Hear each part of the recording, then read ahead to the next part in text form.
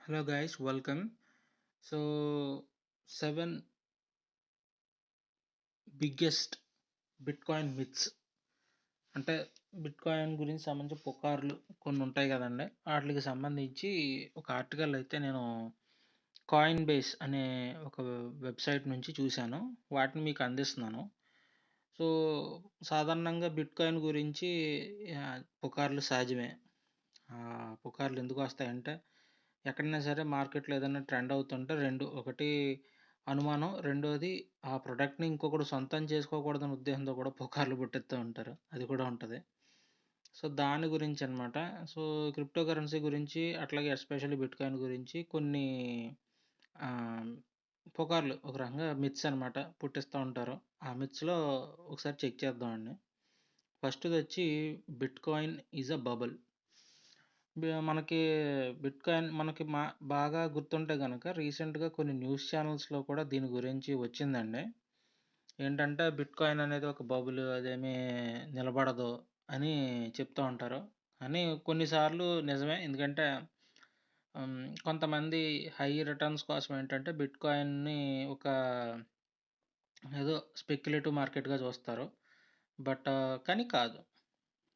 Real story ఏం చెప్తున్నారంటే bitcoin అనేది గత 12 సంవత్సరాల్లో అనేక ఒడిదుడుకులు ఒడిదుడుకులు అనలేం గానీ, కొన్ని సైకిల్స్‌ని ఏమంటాం ప్రైస్ సైకిల్స్‌ని అయితే మారింది. అందులో డౌట్ లేదు. అయితే మీకు మంచి ఉదాహరణ ఏంటంటే అమెజాన్‌నే తీసుకోండి.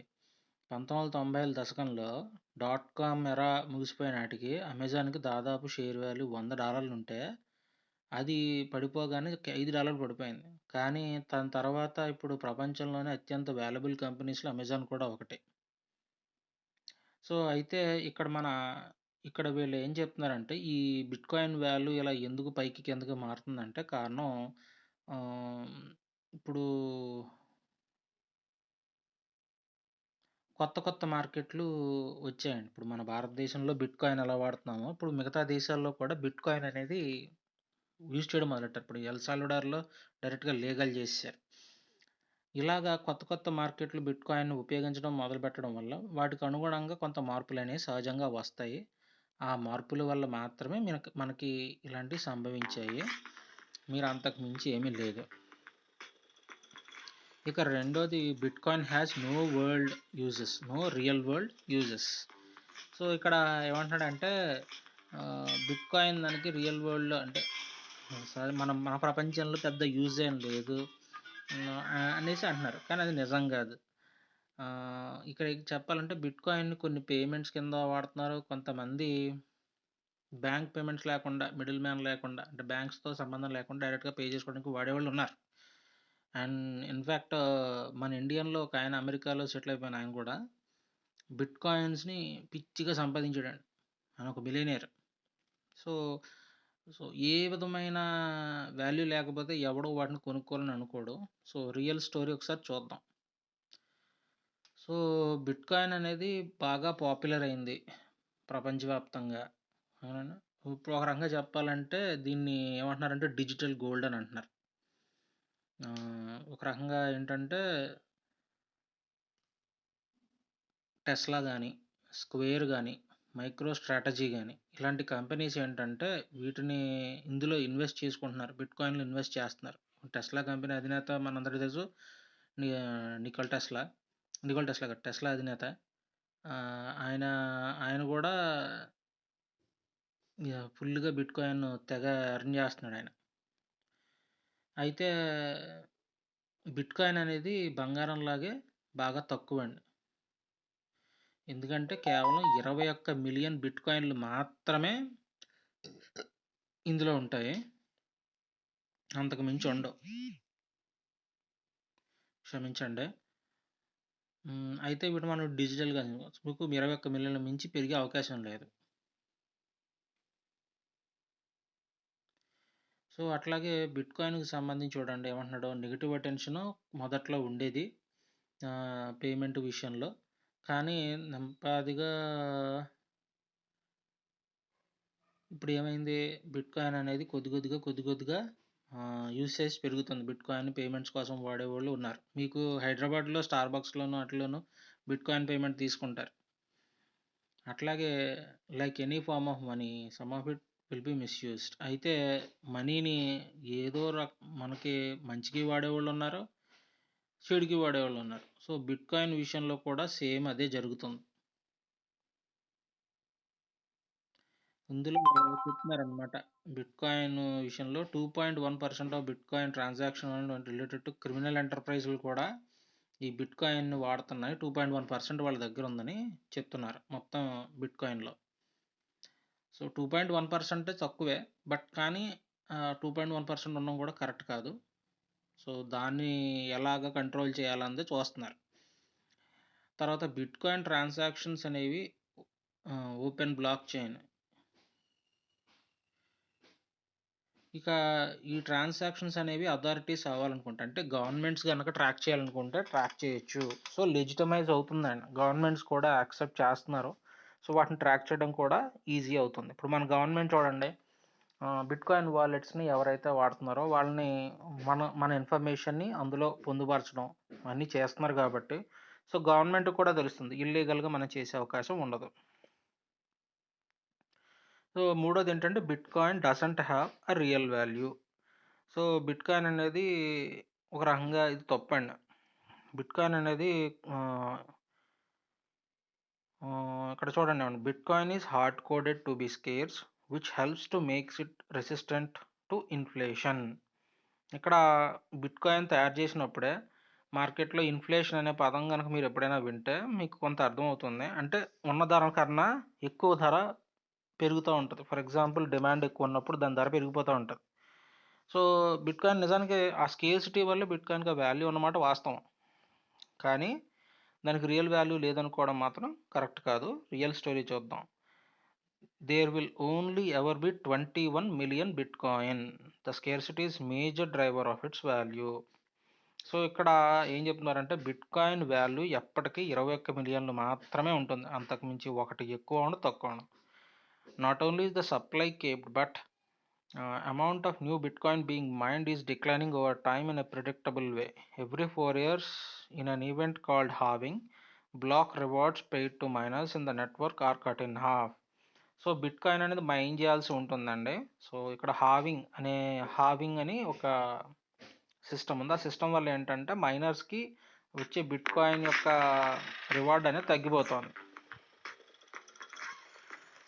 This helps ensure that the supply is always reducing, which, by the basic economic principle of scarcity, has worked to keep the price of the Bitcoin broadly trending upward over the long term, for less than a penny at the start to more than $50,000 as of mid-February 2021. So supply అనేది ఎప్పుడు reduce అవుతుంది. Okay, basic economics principle of scarcity వల్ల. So మనకి ఇప్పుడు ఒక Penney అంటే చాలా తక్కువ మొదలైనప్పుడు పెన్నీ నుంచి ఇప్పుడు $50,000 అయితే వచ్చింది ఫిబ్రవరి 2021 నాటికి. ఇంకా పెరిగింది కదా.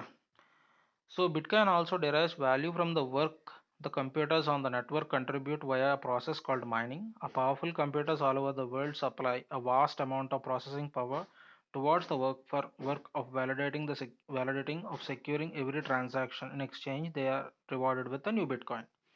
సో మైనింగ్ ద్వారా దీన్ని చేస్తారు. సో వాళ్ళకు రివార్డ్గా బిట్కాయిన్ ఇస్తారు. అయితే అంత సింపుల్గా ఏ కంప్యూటర్ పడితే ఆ కంప్యూటర్తో చేసేయడానికి ఉండదు బిట్కాయిన్. ముందర మనం అది గుర్తుంచుకోవాలి. దానికి పవర్ఫుల్ సూపర్ కంప్యూటర్స్ కావాలి. సో కాబట్టి దానికి వాల్యూ లేదనుకోవడం ఒక మిత్ అనమాట.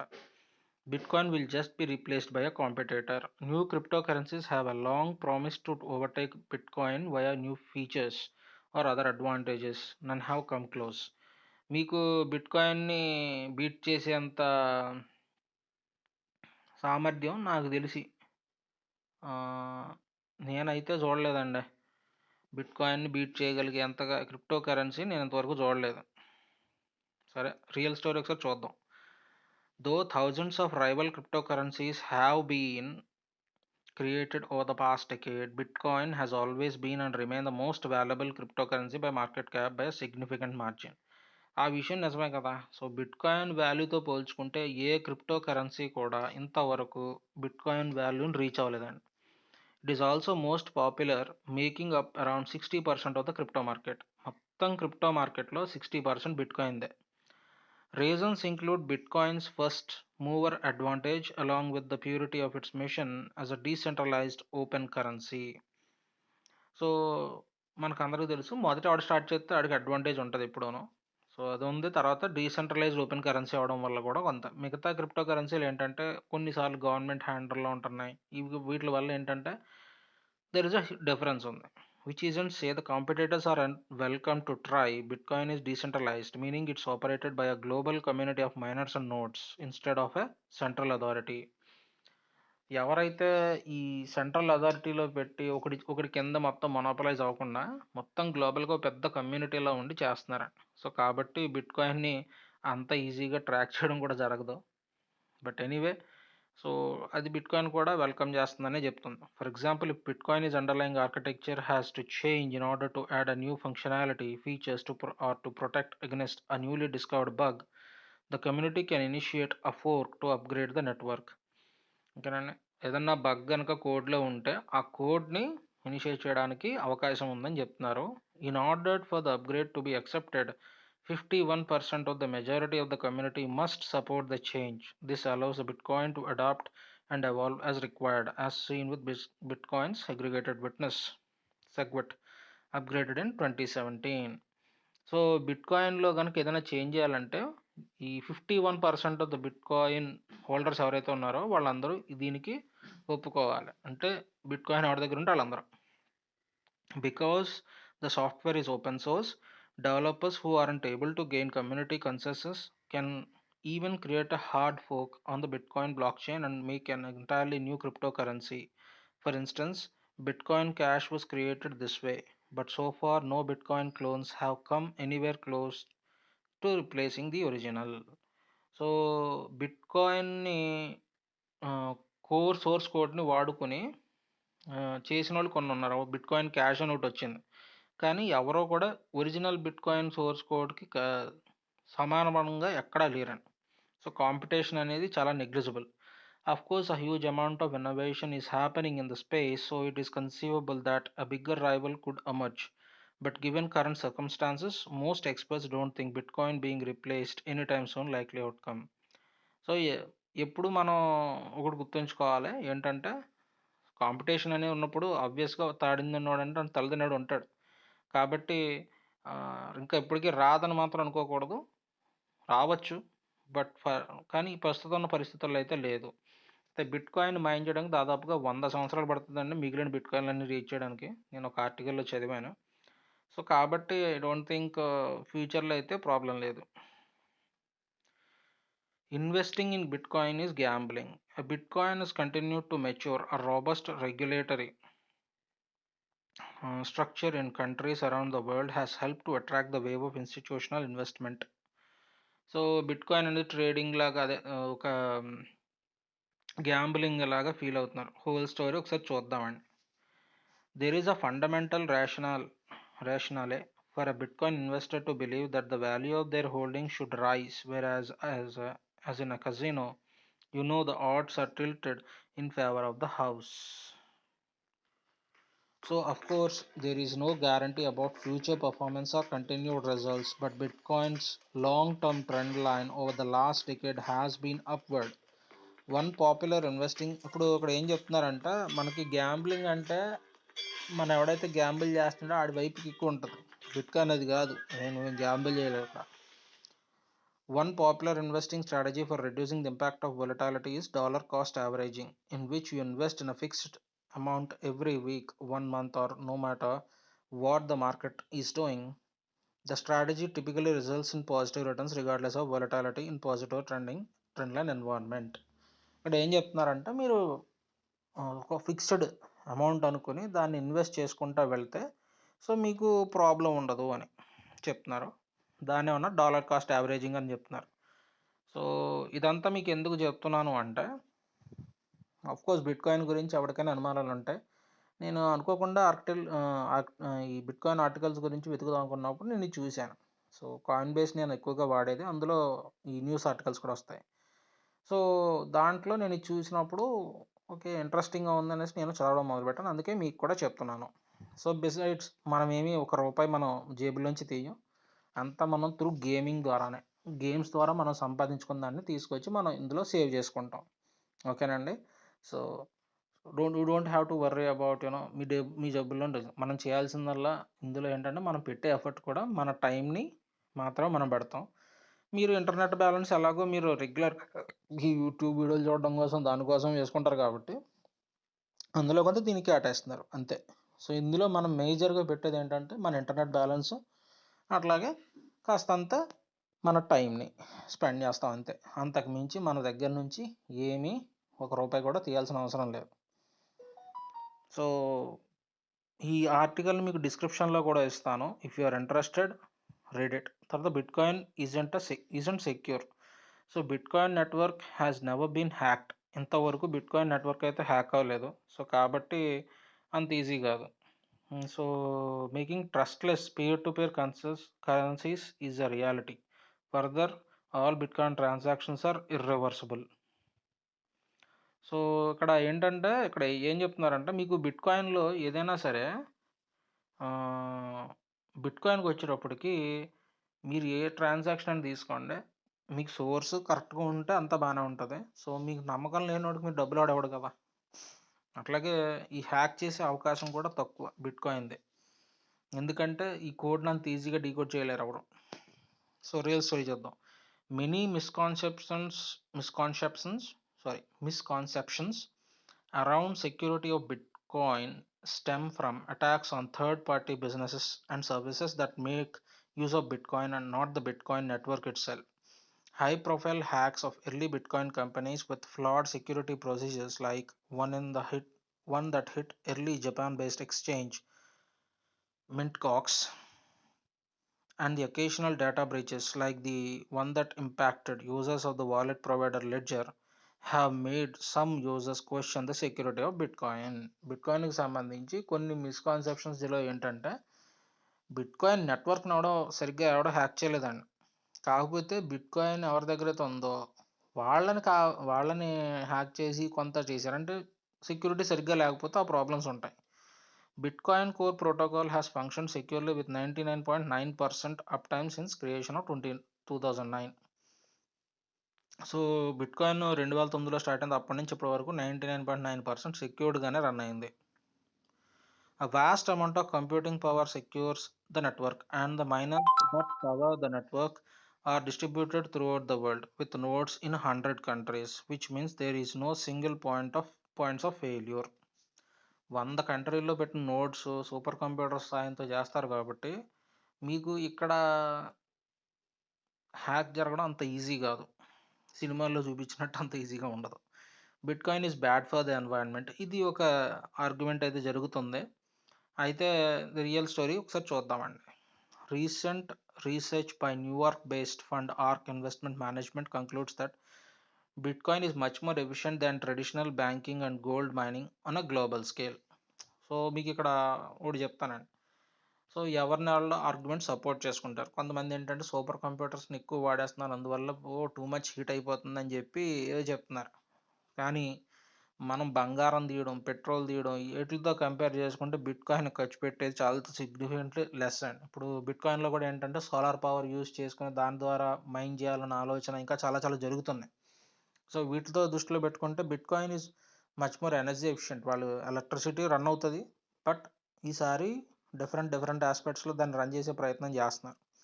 A significant portion of Bitcoin mined is powered by a renewable energy source, including wind, hydro, solar. ఇక్కడ రిన్యూవబుల్ ఎనర్జీ సోర్స్ని సిగ్నిఫికెంట్ పోర్షన్లో బిట్కాయిన్తో మైన్ చేయడం చేస్తున్నారు. The actual number ranges from 20% to more than 70% according to Cambridge bitcoin electricity consumption index. So least మనం 20% తీసుకున్న 20% of the bitcoin renewable energy sources నుంచి వస్తుంది, and aiming to 70% వరకు aiming అవుతుంది కూడా. The Cambridge researchers concluded bitcoins environmental foot print currently remains marginal at best. So అయితే carbon foot print ప్రకారం చూసుకుంటే బిట్కాయిన్ కేంబ్రిడ్జ్ రీసెర్చర్స్ చేసిన కంక్లూడ్తో బిట్‌కాయిన్ ఎన్విరాన్మెంటల్ ఫుట్ ప్రింట్ అనేది చాలా మార్జినల్‌గా బెస్ట్‌లోనే ఉంది. సో, మిగతాది మీరు చదువుకోవాలంటే చదువుకోండి. ఈ లింక్‌ని మీకు వీడియో కింద డిస్క్రిప్షన్‌లో ఇస్తాను. So, if you are interested to study the article, please by all means study it. And మీకు కూడా అర్థమవుతుంది. సో, కాయిన్ బేస్ అనేది ఒక వాలెట్ ఉంది. ఆ వాలెట్‌ని మీరు ఇన్‌స్టాల్ చేసుకోవాలంటే చేసుకోవచ్చు. ఈ లింక్‌లోకి వెళ్తే మీకు కాయిన్ బేస్ వెబ్‌సైట్‌లోకి వెళ్తారు. అక్కడి నుంచి మీరు డౌన్‌లోడ్ కూడా చేసుకోవచ్చు. So thank you for all, and thank you for watching the video. Share this information with everybody, as well as like the video, share and subscribe to my channel. అట్లాగే games ఆడదాం, bitcoin games ఆడతాం. రోజు games ఆడండి. Satoshis గెలుచుకుంటారు. ఆ సతోషీస్‌ని జాగ్రత్తగా save చేసుకోండి. So bitcoin ఇంకా బాగా గెలుచుకోవచ్చు. If you are interested, join my WhatsApp group as well. Thank you very much.